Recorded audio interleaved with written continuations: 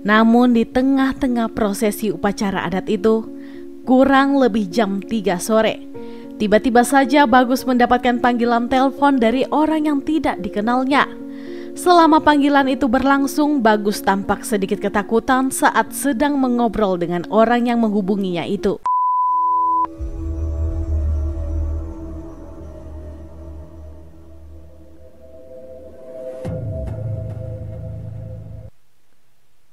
Assalamualaikum warahmatullahi wabarakatuh. Kembali lagi di YouTube channel saya, Lembaran Cerita. Semoga kabar kalian semua sehat selalu dan pastinya diberi kebahagiaan dalam menjalani hidup. Di video kali ini saya akan membahas tentang kasus pembunuhan yang terjadi di Denpasar, Bali. Nah, daripada kelamaan, yuk langsung kita bahas.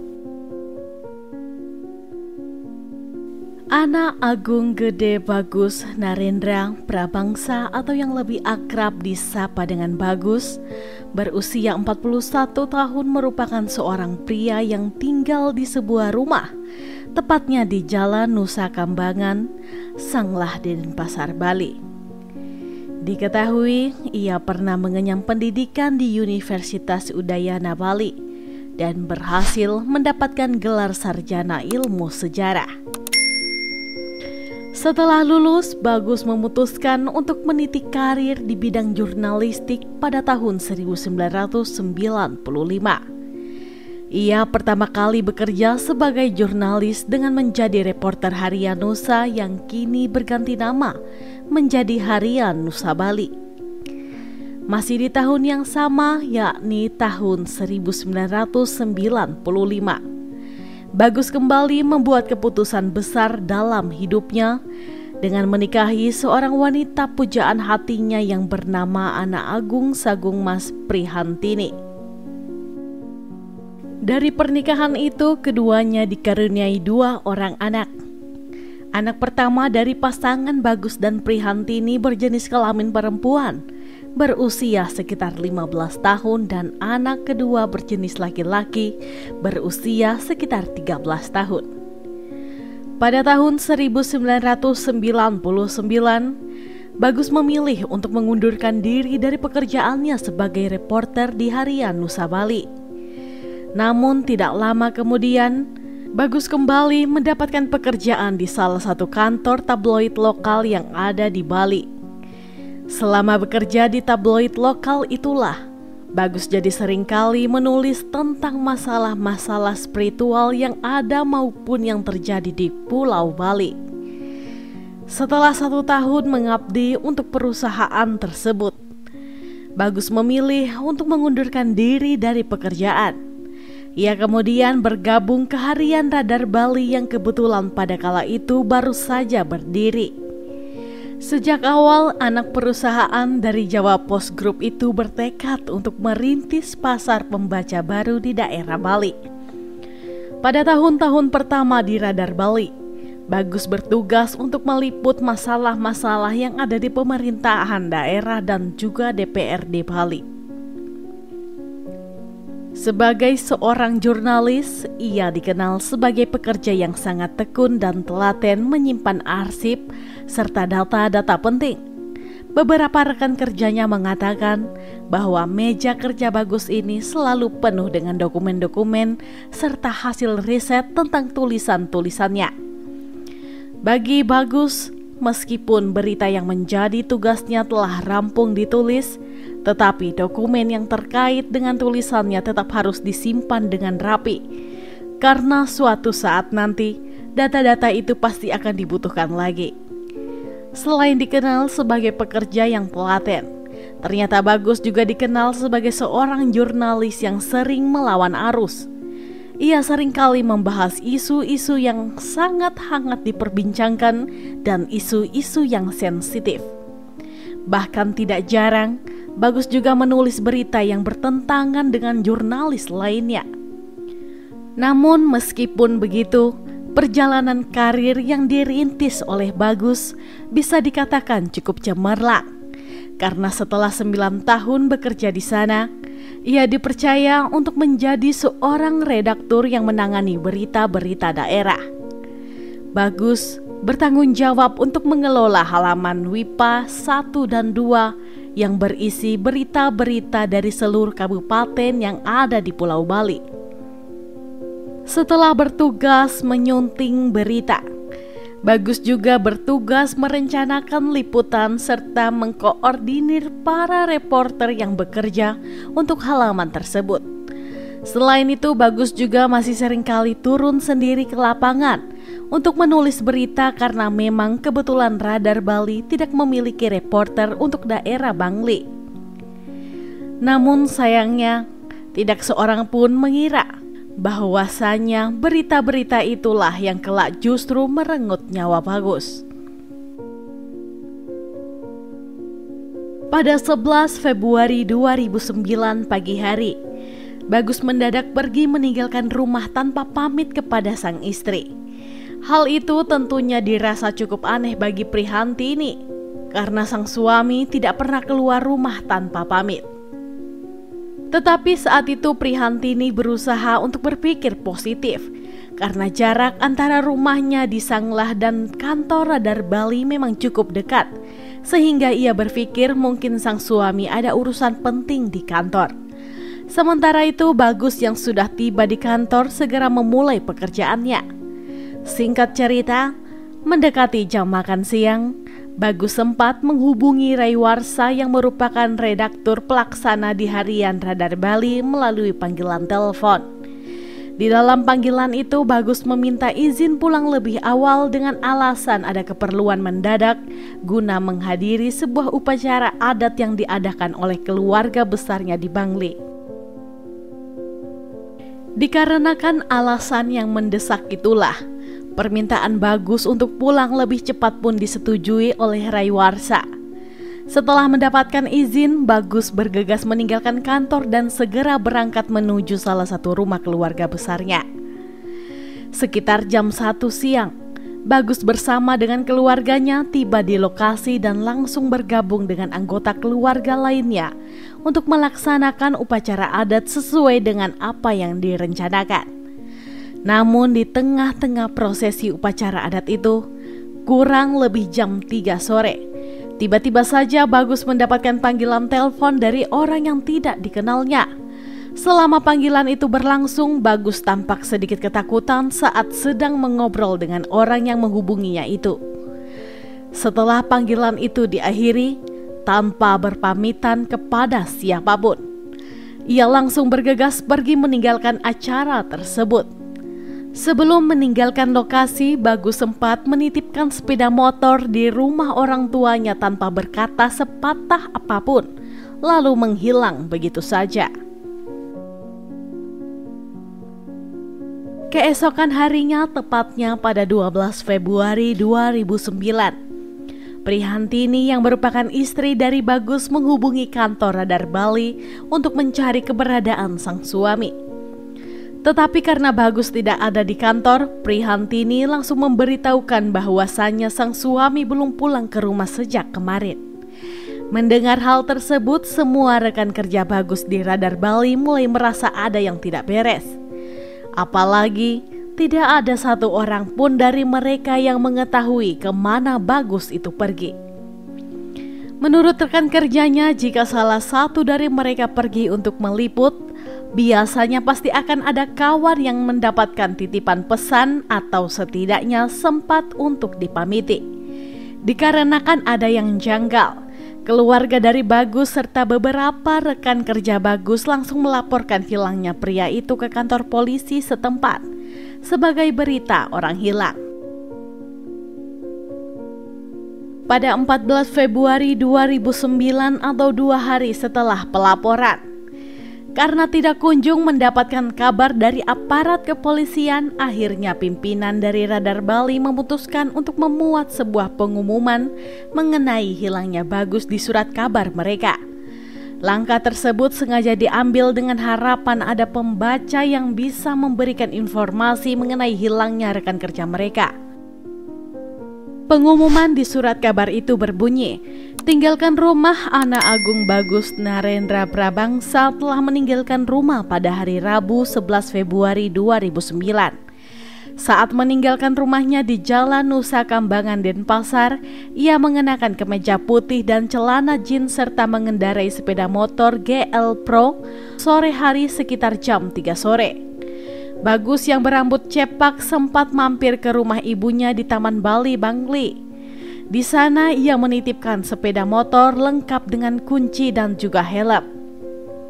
Kata keluarganya, sore itu Bagus sempat menerima telepon dari seorang dan langsung pergi begitu saja. Sejak itulah Bagus tidak datang lagi ke rumah hingga Jumat malam kemarin. Bagi masyarakat yang menemukan, diharapkan segera menghubungi keluarganya. Atas perhatian semua pihak, keluarga menyampaikan ucapan terima kasih. Setelah pengumuman tersebut disebarluaskan, pada 16 Februari 2009 atau 5 hari setelah Bagus meninggalkan rumah, seorang nahkoda kapal yang kebetulan sedang berlayar di perairan Teluk Bungsil menuju ke pelabuhan Padang Bayi, Bali, menemukan sesosok jasad laki-laki mengambang di tengah lautan. Nahkoda kapal kemudian memberikan pengumuman kepada timnya yang sedang ada di darat mengenai penemuan itu.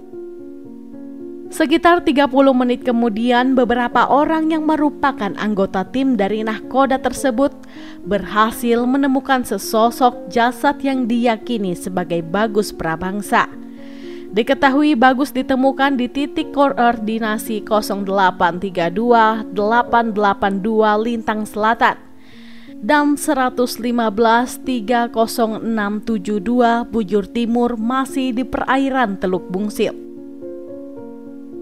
Jasad Bagus kemudian segera dibawa ke Rumah Sakit Amlapura Karangasem untuk proses lebih lanjut. Selain itu, kasus tersebut juga segera diambil alih oleh pihak kepolisian setempat. Saat proses pemeriksaan dan juga otopsi, pihak berwajib menemukan beberapa barang. Salah satunya yakni dompet hitam yang berisi KTP dan SIM milik Bagus. Berdasarkan hasil otopsi, dokter forensik menjelaskan bahwa penyebab kematiannya adalah kehabisan nafas karena ditenggelamkan. Selain itu, dokter forensik juga menemukan luka jeratan tali pada bagian leher korban serta beberapa luka seperti hantaman benda tumpul yang menyebabkan bagian dahi korban remuk. Tidak hanya itu saja, mereka juga mengatakan terdapat banyak sekali luka lebam di sekujur tubuh korban sehingga dapat disimpulkan bahwa korban terlebih dahulu disiksa sebelum akhirnya meninggal dunia. Kabar penemuan jasad tersebut dengan cepat menyebar ke seluruh penjuru negeri setelah pemberitaannya dimuat oleh media-media lokal maupun nasional. Nah, pihak berwajib yang menangani kasus ini awalnya mengalami kesulitan untuk mengungkap siapa dalang di balik pembunuhan yang menewaskan jurnalis Radar Bali tersebut. Namun setelah melakukan penyelidikan yang cukup mendalam selama kurang lebih 3 bulan, akhirnya aparat kepolisian berhasil menelusuri sejumlah kemungkinan yang berkaitan dengan kasus ini. Salah satunya adalah pemberitaan yang ditulis oleh Bagus tentang dugaan kasus korupsi yang dilakukan oleh Inyoman Susrama. Pihak berwajib meyakini bahwa Nyomanlah dalang dibalik tewasnya jurnalis dari surat kabar Radar Bali itu. Terkait kemungkinan tersebut, aparat kepolisian bergerak cepat dengan memanggil Inyoman Susrama untuk dimintai keterangan. Di dalam proses interogasinya, Nyoman mengaku telah meminta anak buahnya untuk menghabisi Bagus. Nyoman menjelaskan kalau dirinya merasa sangat kesal sekaligus marah karena Bagus terus-menerus menulis berita mengenai dugaan kasus korupsi yang telah ia lakukan. Diketahui Bagus memang sempat menulis berita terkait dugaan korupsi yang dilakukan oleh Nyoman ketika ia bekerja di Dinas Pendidikan dari tahun 2008 sampai dengan tahun 2009. Salah satu proyek yang disorot oleh Bagus adalah proyek pembangunan taman kanak-kanak dan sekolah dasar internasional di daerah Bangli. Dan memang pada kala itu, Inyoman Susrama lah yang menjabat sebagai pimpinan dari proyek-proyek tersebut. Sekedar informasi tambahan, Inyoman Susrama adalah adik kandung dari Bupati Bangli yang saat itu sedang menjabat, yakni Inengah Arnawa. Berdasarkan pengakuan dari Inyoman Susrama, aparat kepolisian kemudian menangkap 6 orang lainnya yang merupakan kaki tangan dari sang dalang pembunuhan. Keenam pria tersebut bernama Iko Manggede, Inyoman Wirayana alias Nyoman Rencana, Iko Manggede Wardana alias Mangde, Idewa Gede Mulia Antara alias Dewa Sumbawa, Endi, dan yang terakhir adalah Jampes. Setelah semua terduga pelaku ditangkap, terkuaklah bagaimana detail kronologi pembunuhan yang menewaskan jurnalis Bagus Prabangsa. Dalam berita acara pemeriksaan disebutkan bahwa pada 6 Februari 2009, Nyoman Susrama meminta ke 6 anak buahnya untuk datang ke rumah guna merencanakan tentang aksi pembunuhan tersebut. Pada 8 Februari 2009, Nyoman Susrama memerintahkan para kaki tangannya untuk melakukan survei lokasi yang akan dijadikan tempat pembuangan jasad. Dan pada 11 Februari 2009 sekitar jam 3 sore, Bagus dijemput oleh Iko Manggede di Taman Bali Bangli yang kemudian diantarkan menuju ke rumah Inyoman Susrama di Banjarpetak. Setibanya di rumah Nyoman Susrama, Bagus langsung dibawa ke halaman belakang rumah itu. Ia kemudian dihajar oleh Nyoman Rencana dan Mangde dengan menggunakan balok kayu. Namun meskipun begitu, Nyoman Susrama juga digadang-gadang ikut melakukan sejumlah penyiksaan kepada Bagus. Penyiksaan demi penyiksaan terus datang bertubi-tubi selama kurang lebih 6 jam, yakni dari jam 16.30 sampai dengan jam 22.30. Dalam kondisi yang kritis, Nyoman Rencana dan Mangde lalu membawa Bagus ke pantai Goa Lawah, tepatnya di Dusun Belatung, Desa Pesinggahan, Kabupaten Kelungkung. Kemudian Prabangsa dibawa naik perahu dan dibuang di tengah laut. Sepeninggalan ketiga pria tersebut, Nyoman Susrama menugaskan 3 anak buahnya, yakni Dewa Sumbawa, Endi, dan Jampes untuk membersihkan TKP dari bekas darah serta menghilangkan barang bukti. Atas perbuatan mereka, aparat kepolisian pun akhirnya menetapkan ke-7 pria itu sebagai tersangka dalam kasus ini. Sidang perdana untuk kasus ini digelar di Pengadilan Negeri Denpasar, Bali. Di dalam persidangan itu, Majelis Hakim Pengadilan Negeri Denpasar menetapkan Nyoman Susrama sebagai dalang pembunuhan jurnalis Radar Bali, yakni anak Agung Gede Bagus Nerendra Prabangsa. Atas perbuatannya, Nyoman Susrama dijatuhi vonis hukuman penjara selama seumur hidup. Sedangkan para eksekutor pembunuhan, yakni Komang Gede, Nyoman Rencana, dan Mangde dijatuhi vonis hukuman penjara selama 20 tahun. Untuk Dewa Sumbawa dan Endi, Majelis Hakim menjatuhkan vonis hukuman penjara selama 8 tahun. Dan yang terakhir, Majelis Hakim menjatuhkan vonis hukuman penjara selama 9 bulan kepada Jampes. Vonis terhadap Jampes diketahui lebih ringan, karena ia tidak terbukti ikut dalam pembunuhan itu, melainkan hanya membantu membersihkan TKP saja. Atas vonis mereka, semua terdakwa kecuali Jampes sempat melakukan banding ke Pengadilan Tinggi Denpasar. Namun keputusan Pengadilan Tinggi Denpasar menolak permohonan banding tersebut, sehingga Pengadilan Tinggi menguatkan putusan dari Pengadilan Negeri Denpasar. Tidak puas dengan penolakan itu, mereka kembali mengajukan kasasi ke Mahkamah Agung. Namun lagi-lagi, upaya hukum yang ditempuh oleh para terdakwa kembali ditolak, sehingga Mahkamah Agung menguatkan putusan dari Pengadilan Negeri Denpasar. Demikian kasus yang bisa saya ceritakan untuk hari ini. Gimana nih menurut pendapat kalian?